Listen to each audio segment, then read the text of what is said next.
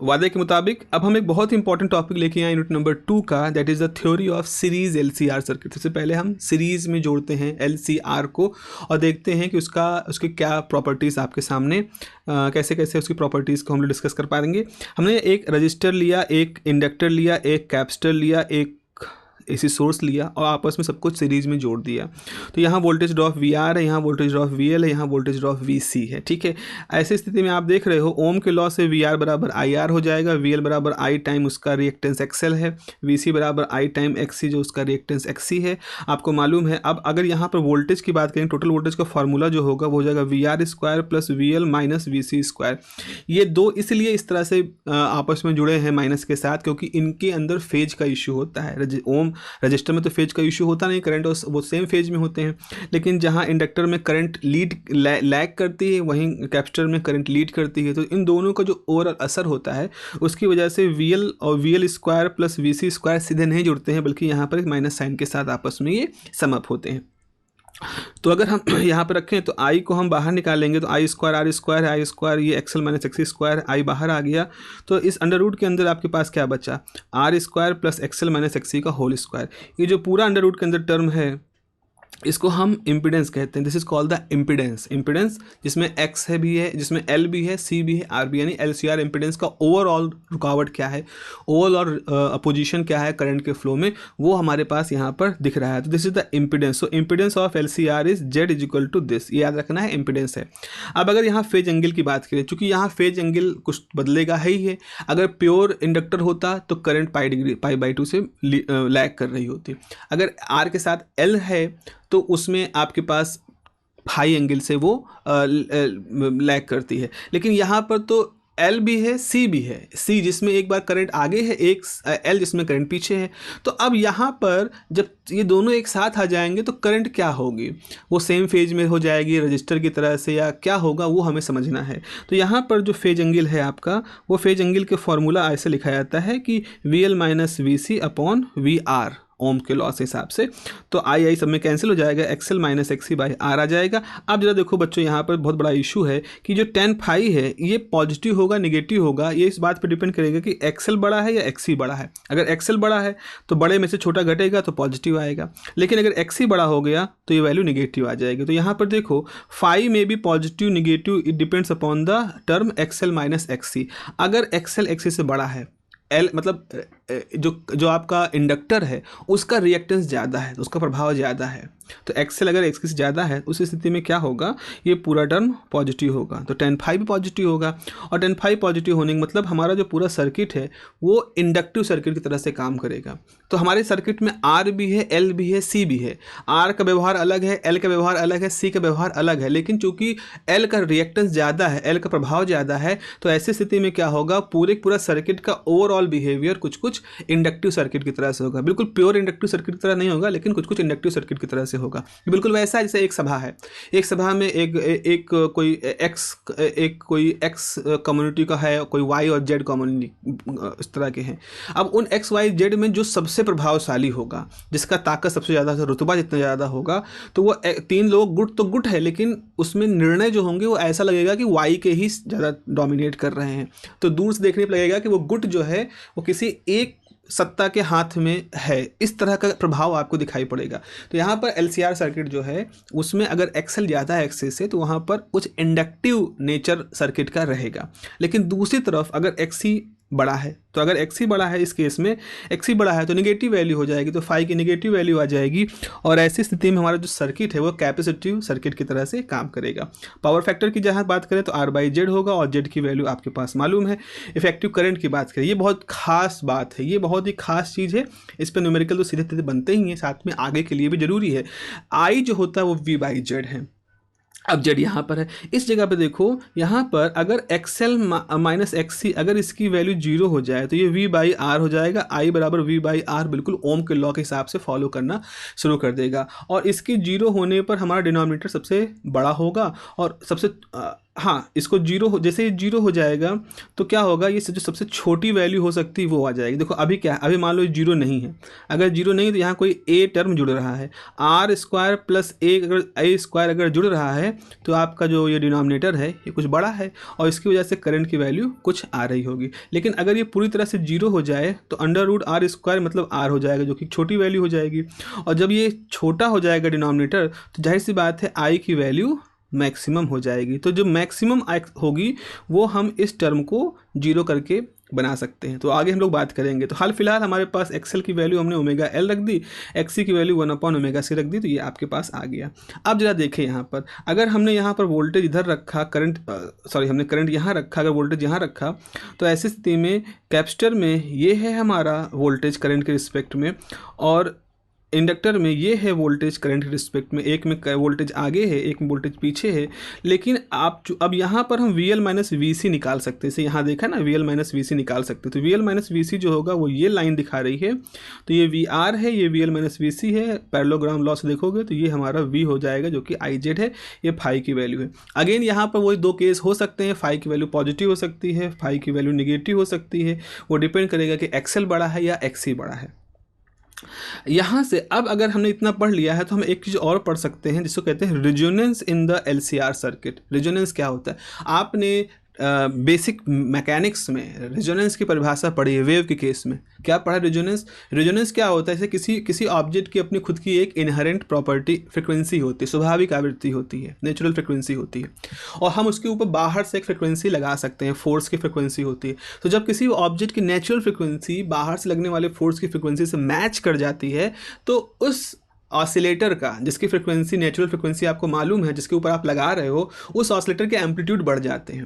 और जैसे एम्पलीट्यूड बढ़ते हैं वैसे ही इस कंडीशन को हम रेजोनेंस कंडीशन कहते हैं। यहाँ पर इसको हम रेजोनेंस क्यों कह रहे हैं? क्योंकि क्या हुआ कि देखो आपने एक सोर्स लगा रखा है, सोर्स एसी सोर्स, इससे की फ्रिक्वेंसी अप्लाई हो रही है एलसीआर सर्किट के ऊपर। So the maximum current circuit में कब होगी? करंट का फॉर्मूला ये है बच्चों आपके सामने। अगर ये वैल्यू जीरो हो जाए तो आपका डिनोमिनेटर मिनिमम हो जाएगा और तब आपकी जो करंट है वो मैक्सिमम हो जाएगी। तो अगर एक्सएल माइनस एक्सी जीरो हो जाए तो करंट हमारी मैक्सिमम हो जाएगी।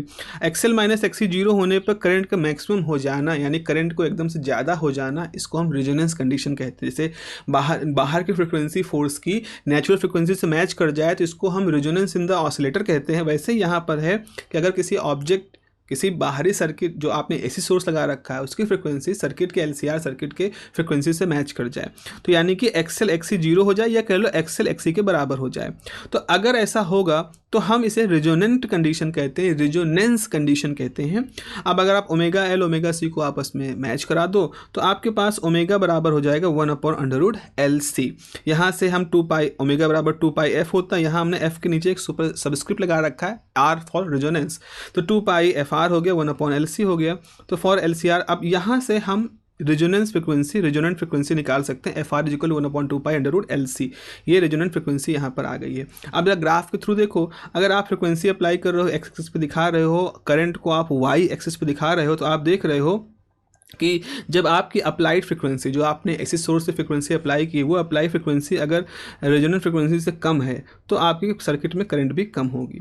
आप जैसे जैसे फ्रिक्वेंसी की तरफ अप्रोच कर रहे हो, करंट सर्किट के अंदर बढ़ रही है, और जब आपकी फ्रिक्वेंसी बिल्कुल रेजोनेंट फ्रिक्वेंसी के बराबर हो जाती है तो सर्किट में अंदर करंट मैक्सिमम हो जाती है। जैसे आप रेजोनेंट फ्रिक्वेंसी से आगे जाते हो वैसे ही ये कंडीशन जो है, ये वाली कंडीशन या ये वाली कंडीशन डिस्टर्ब हो जाती है। तो इस पर्टिकुलर जगह पर ही चूंकि ये कंडीशन फुलफिल हो रही है, इसी वजह से यहाँ पर करंट की वैल्यू मैक्सिमम होती है। तो यहाँ पर हम देखते हैं कि एलसीआर सर्किट के अंदर कुछ पैरामीटर भी हो जाते हैं, जैसे half power frequency parameter, bandwidth parameter, quality factor, जिनको कि हमें पढ़ना जरूरी होता है।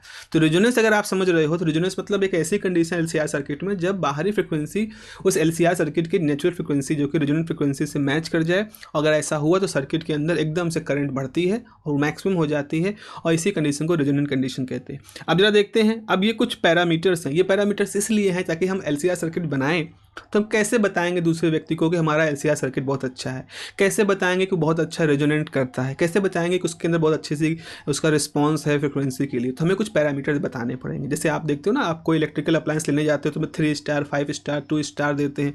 वो क्या बताते हैं कि वो बताते हैं कि उसकी उसमें कितना इलेक्ट्रिसिटी कंजम्पशन होता है, बिजली की बिल में कितनी खपत होती है। या आप कोई भी कंपोनेंट लेते हो तो उसमें कुछ पैरामीटर्स होते हैं। उन पैरामीटर्स को देख करके आप ये चेक करते हो कि वो सही है गलत है, मतलब सही आपके हिसाब से वो सही है कि नहीं, आपके यूज के हिसाब से है कि नहीं।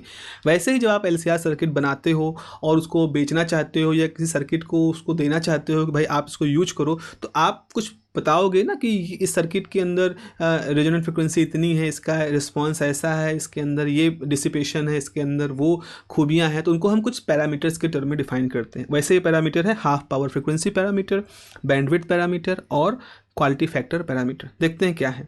हाफ पावर फ्रिक्वेंसी पैरामीटर के बारे में बात करते हैं। ये ग्राफ वही है जो अभी मैंने बनाया था कि एक रेजोनेंट फ्रिक्वेंसी पर आपकी करंट मैक्सिमम हो जाती है। अब हम क्या करते हैं, कुछ पैरामीटर और डिफाइन करते हैं।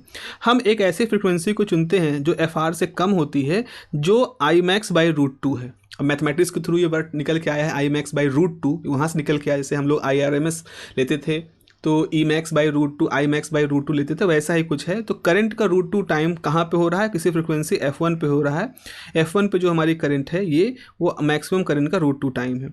ऐसे ही F2 करंट है जो कि उसका √2 टाइम है, इसका √2 टाइम है। तो एक ये ऐसी लाइन आपके सामने आ गई है F1 F2 जहाँ पर करंट Imax का √2 टाइम है, मैक्सिमम करंट ये है, इसका √2 टाइम है। F1 लोअर साइड पर है, रेजोनेंट से कम है, और F2 रेजोनेंट से ज़्यादा है, तो लोअर है, ये अपर है।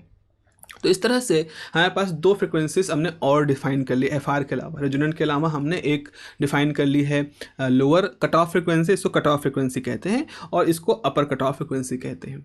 अब अगर थोड़ा सा और मैथमेटिक्स आप इसमें देखते हो तो आपको पता चलता है कि F1 जो होता है वो किस कंडीशन को बिलोंग करता है, कि जब सर्किट के अंदर XC XL से ज़्यादा हो, यानी कि कैपेसिटर का रिएक्टेंस L से ज़्यादा हो तो F1 फ्रिक्वेंसी बिलोंग करेगी। और F2 जो होती है वो क्या होती है, जब XL X से ज़्यादा, मतलब F1 का उल्टा।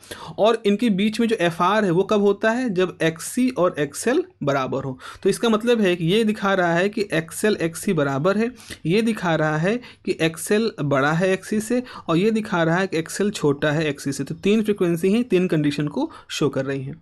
अब हम इसमें से मान लो F1 के लिए कंडीशन निकालें, यानी कि XC XL से बड़ा है, तब हम एक फ्रिक्वेंसी ω1 निकालते हैं जिसका कि ये फॉर्मूला है -R/2L √R² का स्क्वायर प्लस 1/LC।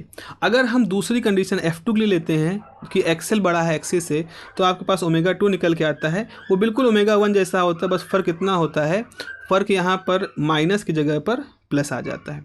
अब आप एक चीज़ और डिफाइन करते हो, अगर आप ω2 माइनस ω1 यानी ω2 माइनस ω1 को 2π से डिवाइड कर दोगे तो आपको एक ΔF मिलेगा। अब खुद ही देखो, जब इसको आप माइनस डिवाइड ना करो, माइनस करोगे तो ये कैंसिल हो जाएंगे और ये दोनों जुड़ जाएंगे और 2 कैंसिल हो जाएगा, तो यहाँ बचेगा R/L और 2π आपने लगा रखा। तो ΔF इसको बैंडविड्थ कहते हैं। आपका जो LCR सर्किट है उसका ये बैंडविड्थ होता है। अब ये ज़्यादा रखना है कम रखना है वो हमारी रिक्वायरमेंट के हिसाब से होता है। इसके अलावा एक और पैरामीटर है जिसको कि हमें पढ़ना जरूरी होता है, क्वालिटी फैक्टर। तो जरा उसके बारे में देख लो। क्वालिटी फैक्टर कैसे डिफाइन करते हैं। क्वालिटी फैक्टर जो होता है voltage of inductor, voltage across inductor, यानी VL या कैपेसिटर, मतलब आप चाहे यहाँ पे VL ले लो या VC ले लो, कोई फ़र्क नहीं पड़ेगा, क्योंकि VL अगर VC दोनों बराबर होते हैं जब रेजोनेंस होता है। हमने पढ़ा है ना कि XL XC बराबर होते रेजोनेंस पे, तो अगर I से मल्टीप्लाई कर दोगे तो ये VL हो जाएगा, ये VC हो जाएगा। तो वोल्टेज ऑफ इंडक्टर रेजोनेंस पे चाहे आप VL ले लो चाहे VC ले लो और डिवाइड कर दो उसको सप्लाई के वोल्टेज से। तो सप्लाई वोल्टेज कितना है, सप्लाई वोल्टेज है Imax × R, रेजोनेंस है इसलिए मैक्सिमम करंट फ्लो कर रही है, और यहाँ है Imax × XL या Imax × XC, चाहे जो भी आप ले रहे हो। तो आपके पास क्वालिटी फैक्टर का परिभाषा ये हो गया XL/R, ω/R है, ये हो जाएगा। अब ओमेगा जो होता है वो 2πFR है, FR रेजोनेंट फ्रिक्वेंसी है। तो क्वालिटी फैक्टर की वैल्यू हो जाएगी 2 पाई एल, ये देखो यहाँ पे ओमेगा में 2 पाई है, 2 pi into L by R, F R कर दिया। एफ आर की वैल्यू हम जानते हैं 1/2 pi under root L C होती है, रखोगे 2 पाई कैंसिल हो जाएगा, under root L L cancel करेगा तो यहाँ अंडर रूट एल बचेगा, तो under root L by C है 1/r। क्वालिटी फैक्टर का ये फार्मूला आपके पास आ गया। एक और तरीका है तो क्वालिटी फैक्टर को डिफाइन करने का, वो ये है कि रेजोनेंट फ्रिक्वेंसी को अगर बैंडविड्थ से डिवाइड कर दोगे तो भी आपको क्वालिटी फैक्टर मिल जाएगा। तो यहाँ पे अगर एफ आर की वैल्यू जो आपने यहाँ पे निकाल रखी है वो, और डेल्टा एफ की वैल्यू आपने अभी ऊपर निकाली है ये 2 pi R by 2 pi L, इनको डिवाइड करोगे तो अगेन आपके पास 1/r under root L C आ जाएगा। तो इस तरह से हम पा जाते हैं अपने सीरीज LCR सर्किट में हमने क्वालिटी फैक्टर डिफाइन कर लिया। ये फार्मूला याद कर लेना, अच्छी तरह रट लेना, इस पर सीधे न्यूमेरिकल पूछे जाते हैं। हमने क्वालिटी फैक्टर का फार्मूला निकाल लिया, हमने बैंडविड्थ का फार्मूला निकाल लिया, हमने रेजोनेंट फ्रिक्वेंसी का फार्मूला निकाल लिया, और हमने इम्पीडेंस निकाल लिया। सीधे तौर पे इम्पीडेंस कैलकुलेट करना, एफआर कैलकुलेट करना, ये सब कुछ आपसे पूछा जाता है बिना नागा किए। अब ये तो हो गई सीरीज़ की। अगर पैरेलल कर दे तो क्या होगा? Parallel is little bit typical, parallel में टिपिकल हो जाता है। तो पैरेलल सर्किट का एक जनरल फार्मूला ये है कि मान लीजिए आपने दो साइड पैरेलल है ना, तो एक साइड में R और L है, दूसरे साइड में R और C है, ये दो साइड्स हैं।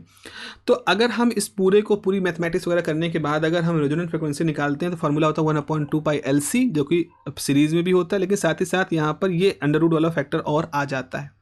ये तो बहुत ही स्पेसिफिक किस्म का सर्किट होता है जहां आपके पास दो साइड है जिसमें कि L के साथ R जोड़ रखा है, यहाँ C के साथ R जोड़ रखा है। होता क्या है कि अगर हम जनरल रूप से देखें, जनरल तरीके से देखें, तो हम ये R1 को 0 रखते हैं, तो R और L है और C है। ऐसे स्थिति में आपका रेजोनेंट फ्रिक्वेंसी जो होता है 1/2 पाई अंडर रूट LC, और यहाँ पर अगर आप इसको देखोगे L से डिवाइड करोगे तो ये 1 हो जाएगा, 1 माइनस CR²/L, और ये फार्मूला आपके पास आ जाएगा। तो इस फार्मूले को भी याद कर लेना, थोड़ा सा लिखना पड़ेगा आपको 2-3 बार, तो आप ये फार्मूले को मतलब एब्जॉर्ब कर लोगे। तो इस तरह से पैरेलल रेजोनेंट सर्किट के लिए हमारे पास ये दो फार्मूले हैं जिस पे सीधे न्यूमेरिकल पूछे जाते हैं। तो हमने लगभग जितने महत्वपूर्ण फार्मूले जिस पे कि 90% 95% क्वेश्चन बनते हैं वो पूछ लिए गए हैं, वो हमने यहाँ पर डिस्कस कर लिए हैं। और यूनिट नंबर 1 भी थोड़ा बहुत जो था वो था, और यूनिट नंबर 2 है जो कि सारे फार्मूले यहाँ पर आपके पास मौजूद हैं। यूनिट नंबर 3 ट्रांसफार्मर की है। ट्रांसफार्मर के बारे में 2 वीडियो ऑलरेडी चैनल पे हैं, उसको आप देखिएगा। और अगर आपको ये सब चीज़ें उपयोगी हैं, आप इसको देख रहे हो, आपको इससे फ़ायदा मिल रहा है, तो बिल्कुल इस वीडियो को शेयर करिए अपने दोस्तों के साथ में, अपने मित्रों के साथ में, और लोगों को पहुंचाइए, और अगर काम का है तो सब्सक्राइब करिए। Till then have a nice day, take care, bye bye.